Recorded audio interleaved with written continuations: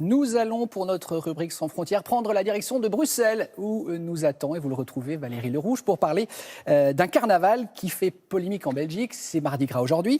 Alors, pourquoi ce carnaval fait polémique au-delà des frontières du royaume ? Eh bien, en cause des chars et des déguisements antisémites. Ça mérite une explication. Valérie, bonjour. Bonjour Damien, bonjour à tous. Oui, le carnaval d'Alost, petite ville flamande à 30 km d'ici de Bruxelles, qui persiste et signe.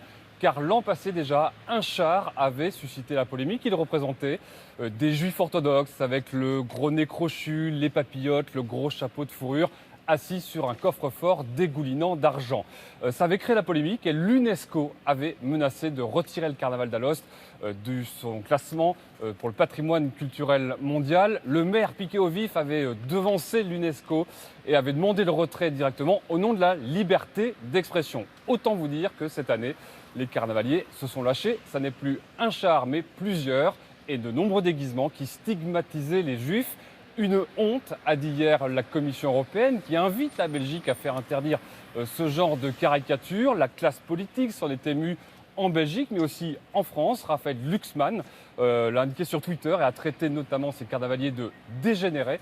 Je vous laisse juger en images avec ce reportage réalisé avec François Peters et nos amis de la RTBF.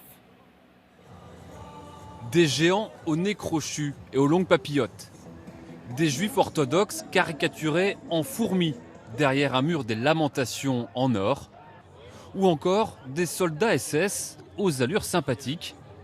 Les carnavaliers d'Alost ont visiblement choisi de répondre à la polémique de l'an dernier par la provocation. On rit avec tout le monde, aussi avec les juifs, donc ils sont inclus dans notre carnaval et ils sont toujours bienvenus ici. Il me semble que les juifs ont très peu d'humour et ils se sentent toujours la victime dans toutes les circonstances. Des propos et des caricatures dénoncés par plusieurs partis politiques et vivement critiqués par les associations de lutte contre l'antisémitisme. C'est triste et déplorable et honteux qu'une cinquantaine de personnes entachent ainsi tout un carnaval, cette fête populaire, et donnent une image catastrophique de la ville d'Alost et au-delà de ça de notre pays à l'étranger. Mais la satire est le propre du carnaval d'Alost, selon ses organisateurs. La famille royale belge et sa fille illégitime ne sont pas épargnées, tout comme Harry et Meghan faisant la manche. Jusqu'à Greta Thunberg, le carnaval se moque de tout et de tout le monde et le maire réfute les critiques. Pour moi qui suis libéral, ces critiques vont à l'encontre de la liberté d'expression. Je n'ai vu aucun défilé antisémite ni aucune expression raciste. Et ceux qui remettent en cause cette liberté de rire de tout semblent même inspirer les carnavaliers, comme l'UNESCO qui a retiré Alost de son classement au patrimoine mondial culturel. Valérie, ce carnaval belge n'est pas le seul à avoir fait polémique en Europe ce week-end, il me semble.